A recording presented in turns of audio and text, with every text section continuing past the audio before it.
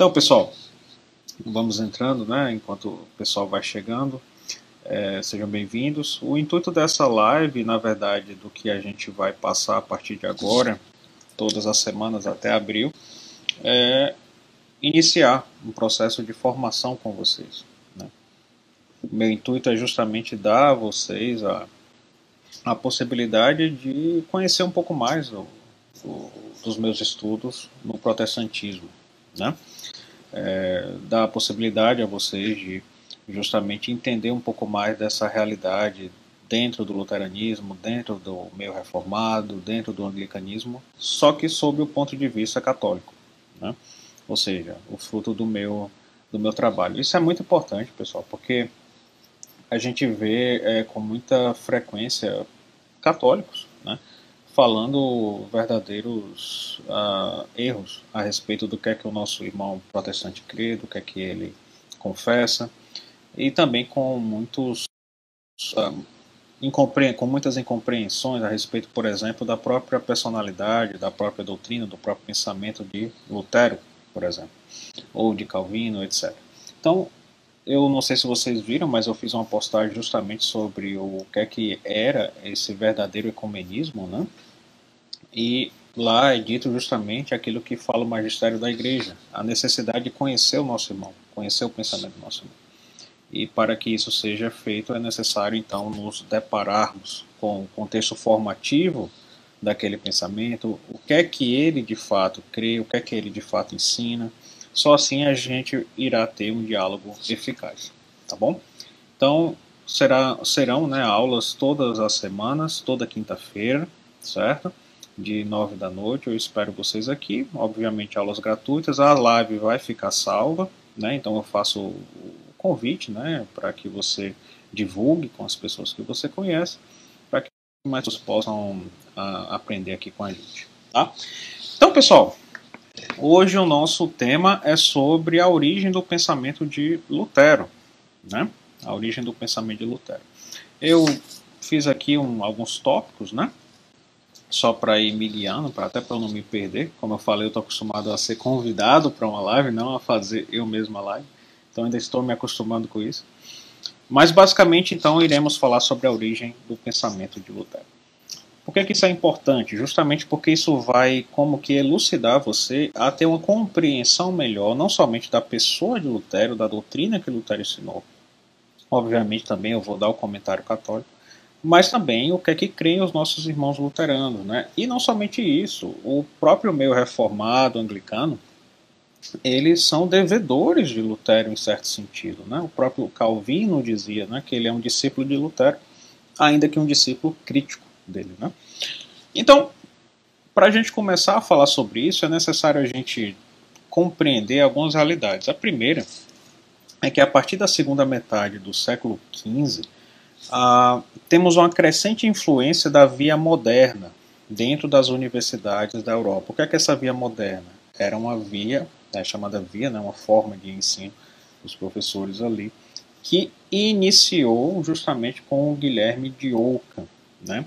Guilherme de Ockham, ele era, né, assim, a gente poderia classificá-lo como nominalista. Por que eu estou dizendo dessa forma, né? Porque esse conceito ele traz um pouco de dificuldade de definição ali naquela época. Mas ele pode ser chamado nominalista, né, se ele for entendido como aquela pessoa que sustenta que os conceitos universais são estabelecidos, né, a partir de entidades individuais. Acontece que essa via moderna ela está muito relacionada com a formação de Lutero. Como assim? Eu vou partir então do início. Essa via moderna ela desenvolveu características nos centros intelectuais, sobretudo as universidades, né, onde ela se encontrava. Então você tem, por exemplo, em Tübingen, ela era relacionada com Gabriel Biel. Não se preocupe que tudo isso vai ser unido e no final você vai ter uma compreensão de onde está a origem do pensamento de Lutero. Já em Wittenberg, né, que é onde Lutero ensinou, estava relacionado com Gregório de Rímini, etc. Acontece que tem duas características que a gente pode ver de modo mais notável nessa via moderna. A primeira é a diferença que eles faziam sobre o poder de Deus. Tudo isso vai estar no final relacionado com o pensamento de Lutero. A diferença que eles faziam sobre o poder de Deus e o voluntarismo próprio da via moderna, ou seja, bom é aquilo que é aceito por Deus como bom, não decorre da própria natureza da coisa. Então, o que era essa diferença do poder de Deus que a via moderna fazia? Tentando aqui ser bem simples, bem didático. Era o seguinte: eles afirmavam que Deus ele pode realizar qualquer coisa, né? Desde que, obviamente, não haja uma contradição lógica, né? Deus é onipotente, mas não pode haver uma contradição lógica, ou seja, um triângulo circular. Tá? Então, eles diziam o seguinte: olha, Deus pode realizar qualquer coisa, mas diante de todas as possibilidades que Deus pode realizar, ele escolhe apenas um conjunto de possibilidades. Então, Deus pode realizar muitas coisas, mas ele escolhe, claro, desde que não haja uma contradição lógica, tá? Aquela famosa, Deus é onipotente, então ele pode criar uma pedra que ele não sustente. Pelo amor de Deus, né? Então, desde que não haja uma contradição lógica, tá? Então, diante dessas muitas coisas que Deus pode fazer, ele escolhe um conjunto de coisas para serem atualizadas, né? Muito bem. Não se preocupe que no final tudo isso vocês vão entender em relação ao pensamento de Lutero. Então, essa diferença que a via moderna faz a respeito dos poderes de Deus, eles chamam essa possibilidade, essas muitas coisas que Deus pode fazer, está sob a esfera do poder de Deus absoluto. Enquanto que aquelas possibilidades, aquele conjunto de possibilidades que ele escolhe, está sob a esfera do Deus ordenado. Tá? Acontece que quando Deus escolhe um conjunto de possibilidades, ou seja, está sob a esfera do poder de Deus ordenado, ele se obriga por imposição interna, né? Ele se obriga porque ele escolheu, então ele se obriga a ser fiel a essa ordem de possibilidades que ele escolheu. Então temos, depois a gente faz as perguntas, tá? E tenta fazer perguntas assim relacionadas com o tema, tranquilo? Então temos o conjunto, as muitas coisas que Deus pode fazer é chamada de poder de Deus absoluto. Deus é livre para escolher qual das possibilidades ele vai atualizar. E temos também aquelas possibilidades que ele escolheu realizar. Esse conjunto de possibilidades que ele escolheu realizar é chamado de poder de Deus ordenado.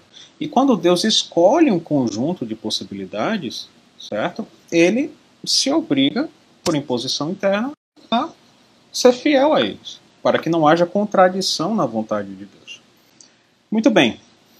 Essa distinção entre poder de Deus absoluto e poder de Deus ordenado, e em relação ao poder de Deus ordenado, Deus ele se obriga, por imposição interna, a ser fiel àquilo que ele mesmo estabeleceu, é fundamental para entendermos o pensamento no início, o pensamento de Lutero. Além da questão do voluntarismo da via moderna, ou seja, é bom aquilo que Deus considera, aceita como bom. Bem, então aqui começa digamos assim, as consequências da via moderna, e aí chegaremos em Lutero. A questão é que a doutrina católica ela entende a justificação do homem, né, aquela mudança, como uma mudança do estado do homem pecador para o homem justo, pela graça. Ora, na Idade Média Alta, ali onde estava Santo Tomás de Aquino, eles começaram a mostrar que como há essa mudança de pecador para o homem justo, né, era necessário que fosse dado algo ao homem para que houvesse essa mudança. É o chamado hábito da graça.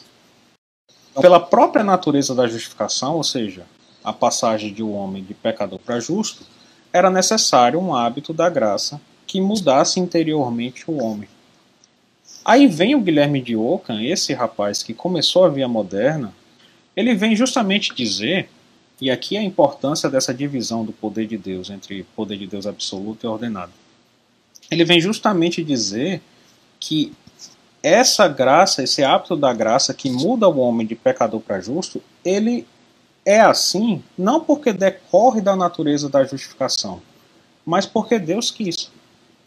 Deus poderia, sob a potência de absoluta, né, o poder de Deus absoluto, ou seja, todas aquelas muitas coisas que Deus poderia realizar, ele poderia ter escolhido uma delas em que essa graça, esse hábito da graça que muda interiormente o homem, não fosse necessário para a justificação. Então, começamos a ver aí que a graça interior que muda o homem interiormente, o hábito da graça que muda o homem interiormente, já começa a ser vista, a partir da via moderna, como algo secundário, como algo que não é necessário, que não decorre da própria natureza, né, ex natura rei, né, não decorre da própria natureza da coisa, da justificação. Mas é assim porque Deus quis. Ele poderia ter querido outra coisa. Ele poderia ter querido, para que o homem fosse justificado, outra coisa. Não era necessário, decorrente da própria justificação, essa graça. Então, a justificação começa a ser vista a partir da via moderna como em termos de uma relação, em termos pessoais, não em termos ontológicos, de uma mudança interior devido ao hábito da graça, etc. Então, vocês precisam guardar isso. Mas a via moderna, ela ainda vai além. E aqui talvez seja o principal ponto. Ela desenvolveu a seguinte ideia. Lembra, sob o poder de Deus absoluto, essas muitas coisas que ele pode fazer, e Deus é livre. Mas quando ele escolhe alguma possibilidade, está sob o poder de Deus ordenado. E ele é obrigado, por uma imposição interna dele, por ele ser fiel ao que ele mesmo estabeleceu, ele é obrigado a fazer aquilo. Então a via moderna começou a desenvolver a seguinte ideia. Deus havia estabelecido um pacto com o homem. E esse pacto era o seguinte: se o homem fizer aquilo que está nele, ou seja, se ele cumprir algumas condições mínimas, quais seriam essas condições? Não fazer o mal e fazer o bem.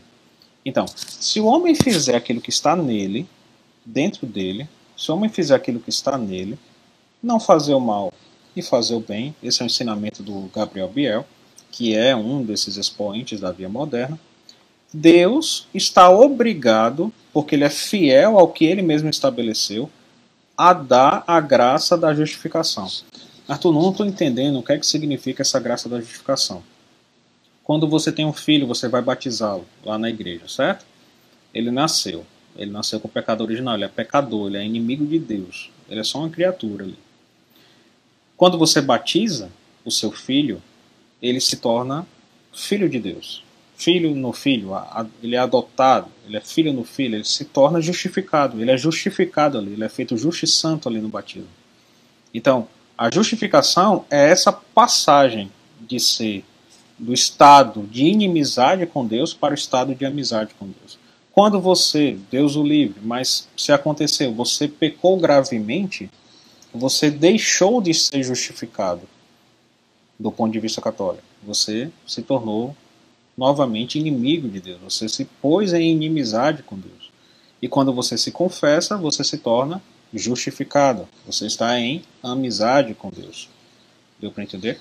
Então a justificação é isso, essa passagem da inimizade para a amizade que é feita pela graça. Primeiro no batismo, e caso seja perdida a graça da justificação, caso seja perdida através de um pecado grave, é recuperada de modo gratuito também pelo sacramento da confissão. Então, olha essa ideia que a via moderna começou a desenvolver. Deus havia feito um pacto, ou seja, estava dentro do seu poder ordenado, aquilo que ele era obrigado a fazer. Deus havia estabelecido um pacto com o homem. E o pacto era o seguinte: se o homem fizesse aquilo que estava nele, ou seja, em termos bem simples, se ele desse o melhor de si, ele receberia de Deus, Deus seria obrigado a dar a ele a graça da justificação. Isso é basicamente o que ensina Gabriel Biel, um dos expoentes ali da via moderna. esse é o giro de 180 graus da via moderna. A gente viu que a via moderna começou a criticar essa noção da graça interior, e agora ela vai além e diz que Deus está obrigado, por imposição interna, mas está obrigado a dar a graça da justificação a quem fizer o que está nele, ou seja, quem der o melhor de si. Se cumprir algumas condições, Deus vai dar a graça. Isso é tão interessante que o Gabriel Biel ele sequer vai encontrar alguma distinção entre o Antigo e o Novo Testamento. Ele vai dizer, olha, tanto para um como para outro, se alguém fizer aquilo que está nele, o Code Est C, né?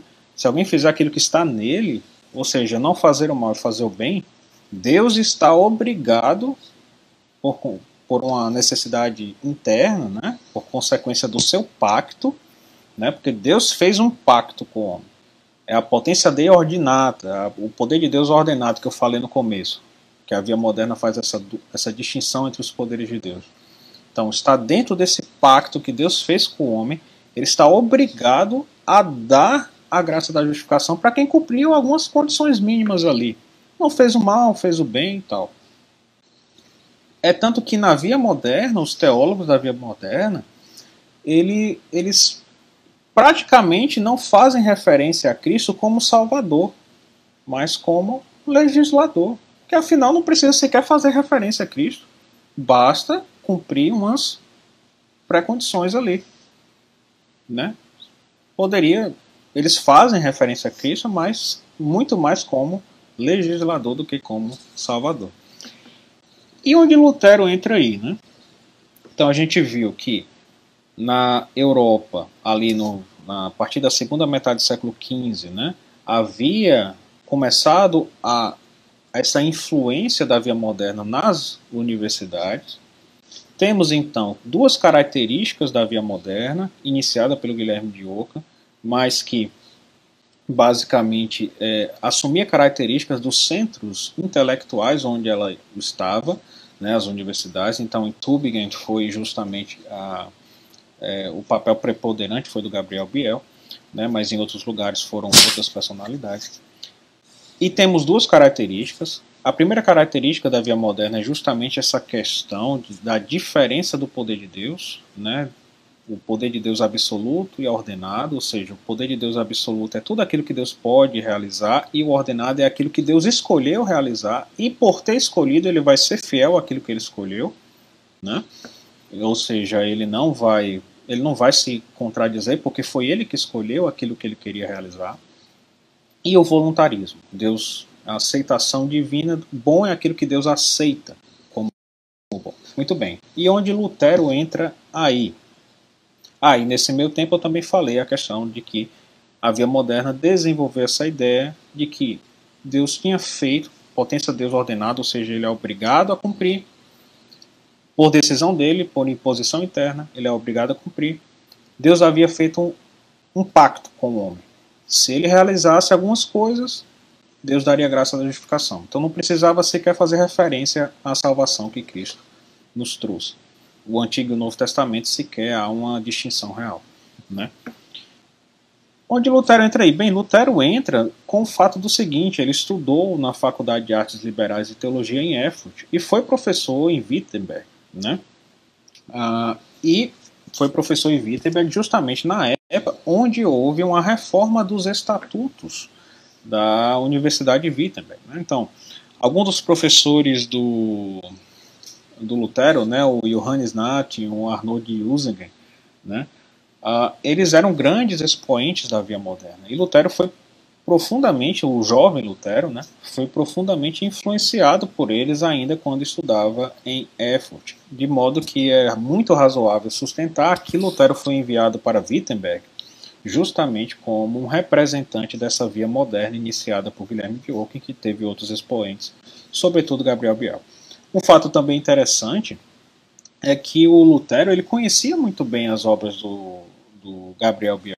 Né? Ele conhecia muito bem, por exemplo, o cânone da missa, o comentário sobre o cânone da missa e também o comentário, né, da sentença de Lombardo. Peter está perguntando, os caras ensinavam isso como a teologia... basicamente, tudo isso, né, estava como que marcado como católico, digamos assim, quando não era o caso, né? Então, Lutero ele estudou em Erfurt sobre grandes expoentes da via moderna iniciada por Guilherme de Ockham, cujas características principais eu acabei de dar, sobretudo essa questão da salvação, da justificação em relação ao que tem que ser feito, né? E Deus estava obrigado a isso por necessidade interna. E Lutero teve muita influência desses professores nominalistas, e aqui o mais correto seria dizer da via moderna, né?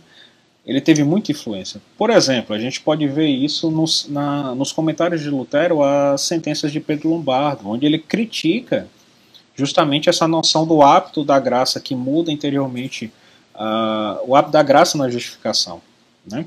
Ele critica isso nos seus comentários à sentença de Pedro Lombardo, né, ali em 1509 e 1510.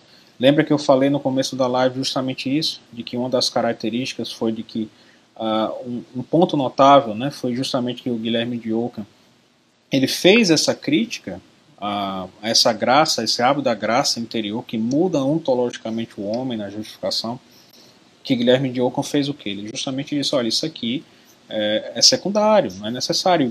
E o Lutero ele vai justamente dizer, isso é um conceito desnecessário. Depois, o Lutero, na sua obra Dictata Super Salterium, né, em 1513 e 1515, ele expõe com maestria essa teoria, essa ideia da via moderna, de que Deus fez um pacto com o homem, e esse pacto era o seguinte: se o homem fizesse aquilo que estava nele, se ele cumprisse um mínimo ali, ou seja, que basicamente, como Gabriel Biel fala, né, era não fazer o mal e fazer o bem, Deus estaria obrigado, por necessidade interna, a dar a graça da necessidade consequente, por imposição interna, na verdade, melhor dizendo, a dar a graça da justificação. E Lutero expõe isso com maestria, né? Com maestria, justamente na sua obra Dictata Super Salterium, de 1513 a 1515, né? Justamente porque ele sustentava isso. A gente vê, então, a influência do Gabriel Biel no jovem Lutero, né? Deus tinha feito esse pacto com o homem, ele escolheu uma forma, lembra, a potência Dei absoluta, né, o poder de Deus absoluto, ele escolheu uma forma e seria fiel àquilo. Se o homem fizesse o que estava nele, Deus daria graça da justificação. Então, comentário de Lutero às sentenças de Pedro Lombardo, a gente vê uma crítica à graça, ao hábito da graça interior, que muda ontologicamente o homem. Sobre os Salmos, a gente vê aqui, de 1513 a 1515, a gente vê Lutero sustentando exatamente o que Gabriel Biel ensina.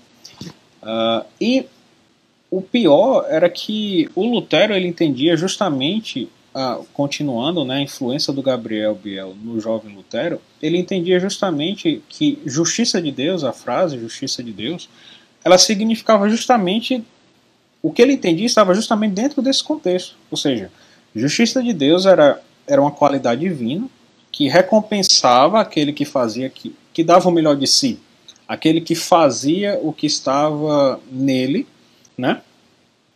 E que punia aquele que não fazia. Isso trouxe um problema profundo para Lutero, porque Lutero ele era um homem sincero. Então, aquilo que ele aprendeu, ele levava muito a sério. Então, na sua experiência diária, na sua vida de oração, ele via que ele não conseguia cumprir, digamos assim, aquele mínimo que Deus, teoricamente, teria feito pacto com o homem para dar a graça da justificação. De modo que, aos olhos de Lutero, ele se encontrava sempre diante do juízo final, né, do seu juízo com Deus, e com medo, porque Deus aparecia para ele como aquele que o punia. E se ele não fizesse, era culpa dele, porque estava nele a capacidade de não fazer o mal e fazer o bem. Tá dando para entender? Então isso trouxe uma profunda perturbação interior nele. ele ficou realmente profundamente, eu poderia até dizer, né, cheio de terror, porque Deus estava diante dele como aquele que iria puni-lo se ele não fizesse aquilo que estava nele, se ele não desse o seu melhor, digamos assim, se ele não cumprisse aqueles pré-requisitos mínimos para receber a graça da justificação. Mas pelo amor de Deus, é muito simples a gente ver que isso era uma consequência lógica de uma pessoa que se deparasse com um ensino desse. Se ela fosse sincera, se ela visse realmente, ela ia entender, putz, grila. Eu tenho que fazer algo, eu tenho que cumprir alguns requisitos para Deus me dar a graça da justificação, ou seja, a graça de estar em amizade com Ele, a graça da salvação. Se eu não cumprir, a culpa é minha e Deus vai me punir. Entendeu? Então, assim, isso trouxe um terror interior para ele.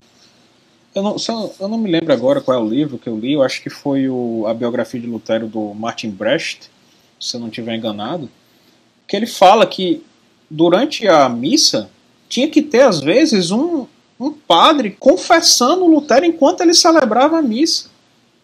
Se eu não me engano, foi no volume 1 do Martin Brecht que eu li isso. Mas, por exemplo, na procissão de Corpus Christi, ele ficava aterrorizado, porque aquele ali, ele não via como ele estava lá, a procissão de Corpus Christi, em vez de ter um pensamento normal, não no sentido de anormal, mas no sentido assim, um pensamento católico normal seria Deus, né, Eucaristia, meu Senhor, eu vos amo, eu vos adoro, né, e fica lá em uma posição de piedade, etc, e reza, né. Ele olhava e ficava aterrorizado, porque aquele era o Deus que iria puni-lo se ele não fizesse aquilo que estava nele para receber a graça da justificação. Deu para entender? Então, isso causou deixou ele aterrorizado. Né? Você pode ver isso na biografia do Lutero, do Martin Brecht, mas também no livro do Bernard Luz, né, A Teologia de Lutero. E Lutero, então, ele rejeita essa via de salvação, via soteriológica, da via moderna, esse caminho soteriológico, essa solução soteriológica da via moderna. Ou seja, que Deus tinha estabelecido um pacto, o homem ele faz aquilo que está nele, ou seja, ele tem a capacidade de fazer o que é bom e não fazer o que é mal, e ele tem a capacidade, portanto, de, ao fazer algo, receber a graça de Deus. E por obrigação, por uma imposição interna, né, por uma necessidade consequente do pacto que Deus fez. Né? Então ele rejeita isso. Como? Ele se volta para... Ele era ali por 1515, ele rejeita essa via moderna, essa proposta de salvação soteriológica da via moderna, né, ali muito fundada em Gabriel Biel também. Ele rejeita isso em 1515 ao se voltar para o texto de Romanos, né, e ler lá, né, que o justo ele vive pela fé. E ele viu, a partir também de uma certa influência de Agostinho, do Espírito da Letra, né, que a justiça de Deus, né, ela é aquela pela qual Deus nos justifica, pela fé. Então Lutero ele começa a entender justiça de Deus como a justiça, não aquela justiça que Deus pune o homem quando ele não faz aquilo que está nele, mas como aquela justiça que ele nos justifica e que é recebida pela fé. É claro que Lutero vai divergir de Agostinho, né? Tem até um livro muito bom aqui chamado Lutero e sua doutrina, onde acho que é o primeiro capítulo, ele vai comparar a doutrina de Santo Agostinho no Espírito da Letra e a doutrina de Lutero. Né? Mas o fato é o seguinte, Lutero ele começa então a ver que a justiça de Deus é aquela pela qual ele nos justifica pela fé em Cristo. Isso trouxe paz para ele. Né? Então ele estava naquela angústia, né? Naquela angústia de ter que fazer aquilo, ter que fazer, para tentar receber a graça da justificação. Ele viu o quanto ele era pecador, miserável, etc. Ficou aterrorizado, se voltando para o texto de Romanos, ele entendeu dessa forma e aquilo trouxe paz para ele. E qual foi a... E como Lutero ele desenvolveu, né? Então ele rejeita, né, a via moderna, né, mas constrói a sua doutrina da justificação em contraposição à via moderna. E posteriormente em crítica à noção que Santo Agostinho tinha, né, de qual é a justiça que nos justifica. Mas inicialmente ele constrói a sua doutrina da justificação em contraposição à via moderna. Então, se você ler, por exemplo, a disputa sobre a teologia escolástica, é isso. É uma crítica da proposta soteriológica, da proposta de salvação da via moderna, que Lutero está fazendo ali. Ele rejeitou a partir desse momento em que ele teve esse estalo, né, de que a justiça de Deus é aquela pela qual ele nos justifica. E como ele, digamos assim, sintetiza, né?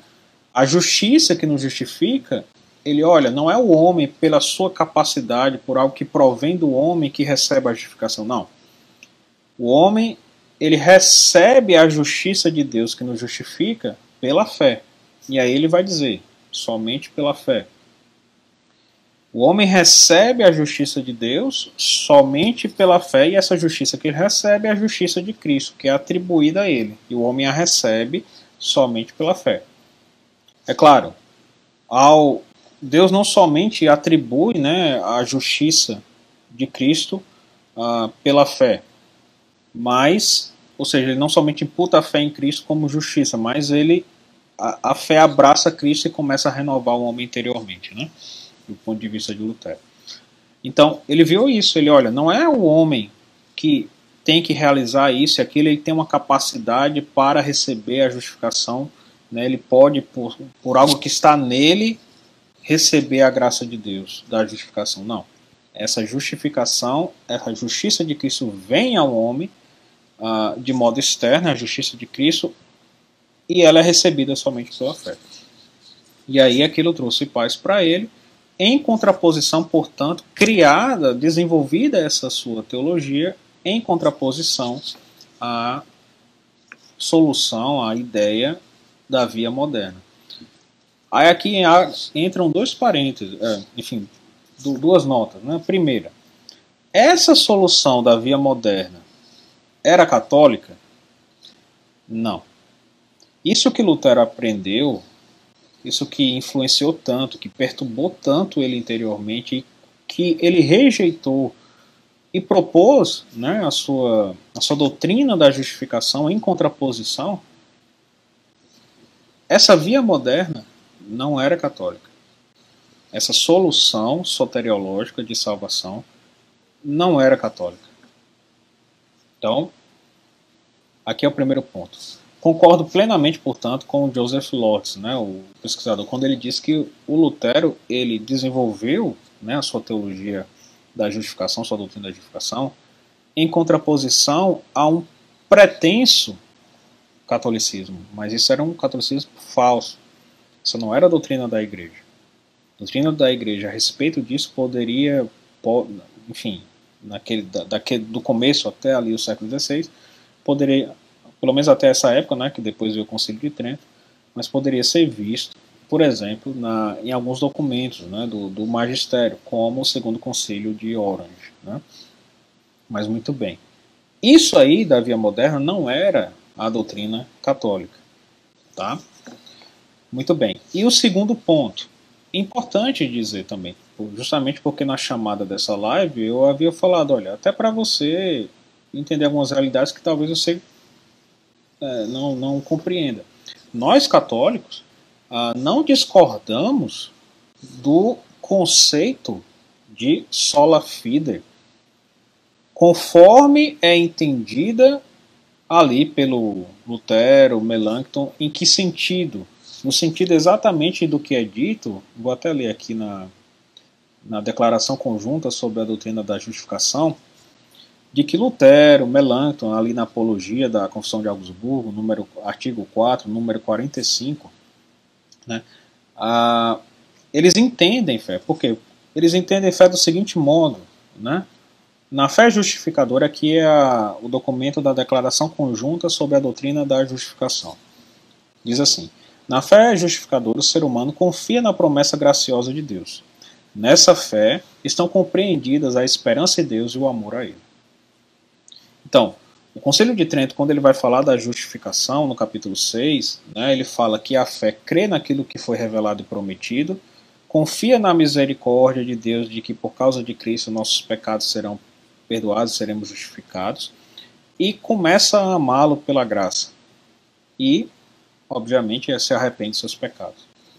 Muito bem, essas três realidades estão presentes no conceito de fé quando se fala sola fide. Como fala aqui, nessa fé justificadora, aqui no documento, estão compreendidas a esperança em Deus e o amor a Ele. Isso não está só aqui na declaração conjunta sobre a doutrina da justificação. Você pode ver isso, por exemplo, na própria apologia da Confissão de Augsburgo. Lá, se eu não me engano, é o número 45 mesmo. Melanchthon ele vai falar justamente isso, que a fé envolve, obviamente, crer naquilo que foi revelado, mas envolve o confiar e a vida no arrependimento. Né? Então, é uma fé que envolve, né, tanto o que o Concílio de Trento chama, né, de crer naquilo que foi revelado e prometido, confiar e amar. Isso também está no livro, no volume 6 do Dogma, do Michael, acho que é Schmaus, né, não sei se pronuncia assim, Justification and the Last Thing, né, a justificação e as últimas coisas, lá ali pela página 36, né, onde ele vai justamente falar que o conceito aqui de sola fide, ele abarca a fé, crê naquilo que foi revelado, mas também abarca a esperança e a caridade, e que, portanto, por causa disso, ele não estaria em contradição ao que o Concílio de Trento ensina. É claro que nós, enquanto católicos, louvamos, né, quando Lutero diz, né, que há essa transformação interior, né, como ele fala lá nos artigos de Malcalde, né, número 313, né, de que o homem ele recebe um novo coração, há uma purificação do coração, mas discordamos a respeito de algumas coisas, né? Por exemplo, mesmo assim, do ponto de vista de Lutero, o pecado ele ainda ele permanece na carne, mesmo no homem justificado, enquanto que para nós, na justificação, o pecado ele é extinguido, né? Além disso, do ponto de vista de Lutero, a causa formal da justificação, aquilo pelo qual estamos diante de Deus, justos diante de Deus, é a justiça de Cristo atribuída a nós, de modo externo, imputada, atribuída, enquanto que para nós é justamente essa graça interior que Deus nos dá na justificação ali no batismo. Né? Então, espero que tenha dado para entender, pessoal. Para entender a origem do pensamento de Lutero é necessário entender o que é a via moderna. Para entender o que é a via moderna é necessário entender que foi iniciada pelo Guilherme de Ockham e que ela tem duas características bastante interessantes. A primeira é que faz essa diferença entre o poder de Deus absoluto e ordenado. Absoluto é tudo aquilo que Deus pode realizar e ordenado é aquilo que ele escolheu realizar de fato e que ele está obrigado a seguir, por decisão própria, por uma imposição interna, por uma necessidade consequente da sua própria vontade. Tá? E também, outra coisa importante é que a via moderna desenvolveu uma proposta de salvação do seguinte modo: o homem ele precisaria fazer aquilo que está nele para receber a graça da justificação. Deus fez um pacto com o homem. Se o homem obedecesse esse pacto, ou seja, se ele cumprisse aquilo que estava nele, ou seja, se ele desse o melhor de si, digamos assim, Deus estaria obrigado, por uma imposição interna, por uma necessidade consequente, a dar a graça da justificação para esse homem. É em contraposição a essa ideia que Lutero cria a sua doutrina da justificação, digamos assim, desenvolve essa doutrina da justificação. Em oposição a isso, ele ficou profundamente atormentado interiormente por essa ideia, porque se Deus é um Deus que pune quem não faz aquilo que está nele, e ele via que ele não estava conseguindo, ou ficava como que atormentado a respeito da sua própria salvação, bem, aquilo trouxe grande tormento. E ele desenvolveu a sua teoria justamente em contraposição a isso. Ele começou a entender então que Deus dava a sua justificação ao homem e ele recebia essa justificação pela fé. Não era o homem que tinha que fazer alguma coisa, cumprir umas condições mínimas para receber a graça da justificação. E ele desenvolve a sua teoria em contraposição e dessa forma. Somente pela fé, mas aqui entenda a fé compreendendo o crer naquilo que foi revelado, confiar e o amor a Deus. Então, nesse sentido, dessa forma, não estaria, como fala o Michael Smalls, né, em contraposição ao que o Conselho de Trento ensina. Né? Tá bom? Pessoal, vou tentar responder aqui algumas perguntas. O Peter, né? Professor Calvino também bebeu nessas fontes da vida? Sim, de certo modo, né? Lutero certamente foi característico, até porque Calvino baseou muita coisa ali, por exemplo, na primeira edição das Institutas, né? Baseou muita coisa em Lutero. Mas fica também uma recomendação, né, as origens intelectuais, né, da reforma do Alistair McGrath, e aí ele tem um tópico lá só sobre Calvino e a via moderna, tá? Porque essas acusações que eles fazem aos católicos são... pois é, então há uma confusão, né? Atribui-se essa proposta da via moderna ao dogma católico, quando não há nada mais errado do que fazer isso aí. Tá? É verdade que Lutero defendia que a justificação era apenas... Não. Acabei de falar, né? Era justamente uma imputação, ainda que haja uma renovação interior. Tá? Então, pessoal, espero que tenham dado para entender, espero que tenham gostado. Deu para compreender um pouquinho aqui, pessoal, sobre a origem do pensamento de Lutero. Essa live vai ficar salva, tá? Vai ficar aqui no meu aqui no meu perfil do Instagram. E aí vocês podem também entrar em contato comigo pelos stories e mandar direct para tirar qualquer dúvida. E eu também posso colocar na descrição, né, da live justamente as diversas referências bibliográficas, tá bom? Mas aqui eu já dei uma, né, tem a origem intelectual da reforma, essa obra aqui do Charles Boyer, Lutero e sua doutrina, né? A gente tem o The Oxford Handbook, né, sobre Lutero. Então são várias obras aqui que eu posso citar. Professor, por que a teologia de Melanchthon e a de Lutero se chocaram tanto em alguns pontos por causa da formação teológica? Mais ou menos, né, o Baruch, né? Mais ou menos. Tem essa questão da formação teológica, mas eu acho que é mais assim, por conta do contexto que estava acontecendo ali após 1530, né? Mas isso pode ser um tema de uma próxima live. Eu gosto muito de comparar esse tipo de coisa, tá bom? Então é isso, pessoal. Espero que tenham gostado. Tá? Na próxima quinta-feira teremos mais uma live, e assim até abril. Iremos sempre ter uma live aqui às 9 da noite, para que a gente possa comentar mais temas referentes à reforma. Né? Eu faço o convite para vocês estarem aqui na próxima semana também, e obviamente convidarem mais pessoas, caso tenham gostado aqui da live, do conteúdo. Tá bom? Pessoal, grande abraço, viu? Até mais.